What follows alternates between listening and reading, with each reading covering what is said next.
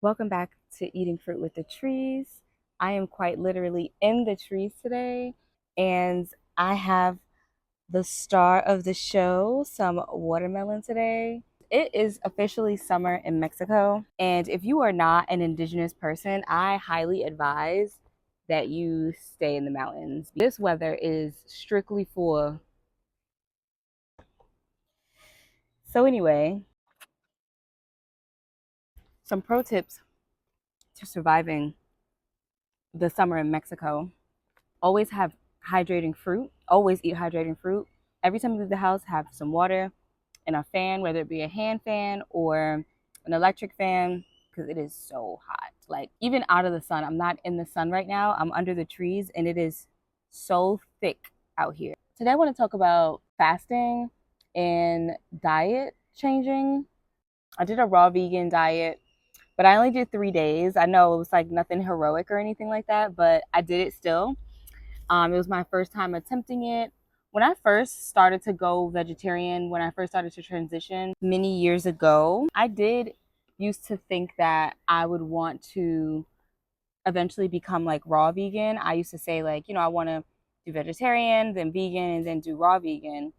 But I've kind of been like stuck in between vegetarian and pescatarian for many years, like 6 or 7 years now. And I'm not mad at my diet, but I think it's so important also to do resets now and then, every now and then.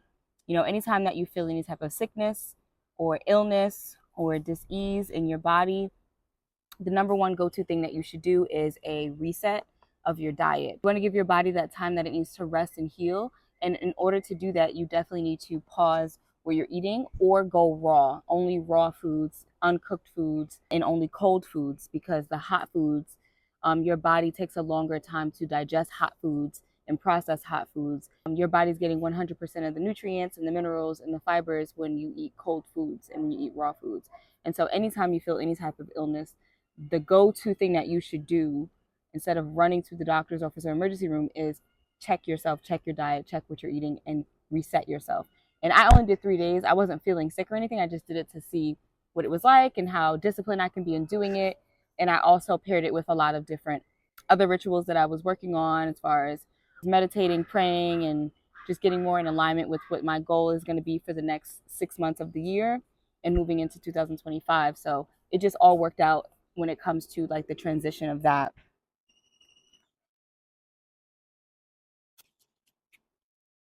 Since I was a very much an amateur going into a raw vegan diet, I want to just give some tips on, as an amateur, what you can do to prepare to even try out the raw vegan diet.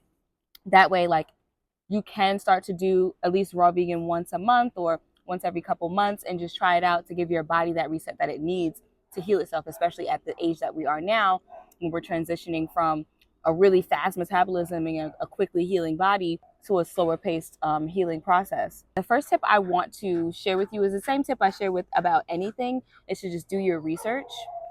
Doing your research is so important in this process and in any process, really, because you really need to know what you're getting into. Second thing that I would say is to make a plan.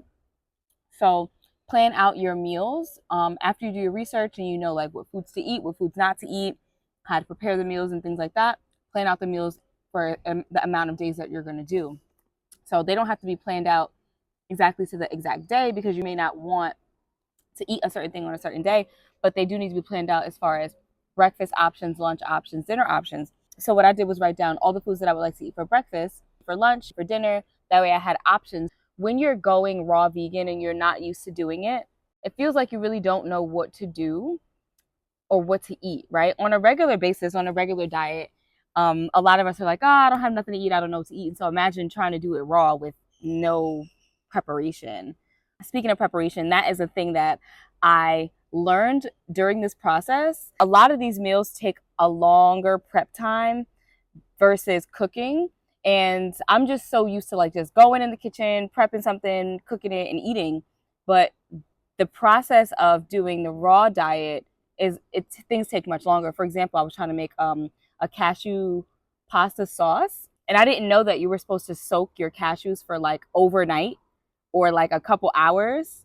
So that was like a thing where I'm like, all right, I should have prepared this the day before to eat this today, and I didn't know that. So that's just something to keep in mind, is that a lot of the foods take longer preparation time, and you should probably prep your meals. Like if you know you're going to eat something, prep it.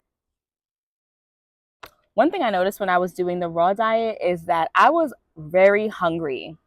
I was eating 3 times a day. I usually don't eat 3 times a day. My normal diet consists of like a tea, water, or juice, fruits in the morning or at lunch, and then I'll eat like a late lunch, early dinner. I'll eat like one big meal. I usually only eat one big meal a day. When I was doing raw, I was eating fruits in the morning for breakfast with like a tea. I was also doing a tea detox during this time. So I would have my tea in the morning, which would be a bitter tea. And then I would do fruits right after, like a smoothie or a fruit salad or whatever. And I was always hungry by lunch. And by dinner, I was always hungry. Like I was eating 3 meals a day plus a snack every single day. And I usually do not eat that much. So like having to eat 3 times a day was a lot. Would I go raw vegan that I've done it and tried it? I probably would not do raw vegan as like a lifestyle. I would do it as like a reset when I need to reset. I think I would do it once a month. I always do some type of challenge for myself or detox or something intentional at least once a month. Maybe once every 3 months, I will incorporate a raw vegan diet for 7 days. I definitely could have went longer than 3 days, but since I told myself I was going to do 3 days, I kind of did like 3.5 days. For dinner the fourth day, I did eat something cooked. Definitely could have went longer than 3 days because it's very easy. It doesn't feel like anything, like especially because I'm eating 3 times a day. It's not like I was hungry or I was missing anything. Plus, I really enjoy eating fruits and vegetables, so it wasn't a big thing for me. So anyway, that was my raw vegan journey, and it was cool. Like I said, I would do it again. I definitely recommend that as a person who is into holistic health or a person who is into just knowing how to heal your own body, that you should definitely do some type of detox challenge every month, once a month, because it's really important that you discipline yourself and discipline your body, especially if you are a eater like me, like still kind of indulge in junk foods here and there. Not like I used to. I used to indulge in junk foods every single day, 5 times a day. But here and there, I still do indulge in junk food, enjoy breads and pastas and things like that. And so, since I eat like that, I do like to do a once a month plan where I'm detoxing, doing some type of fasting, or doing some type of challenge for myself. Stay balanced in your diet. And it also promotes healthier eating habits too, because since I've done the raw diet, I've actually been eating way more fruits than I usually eat.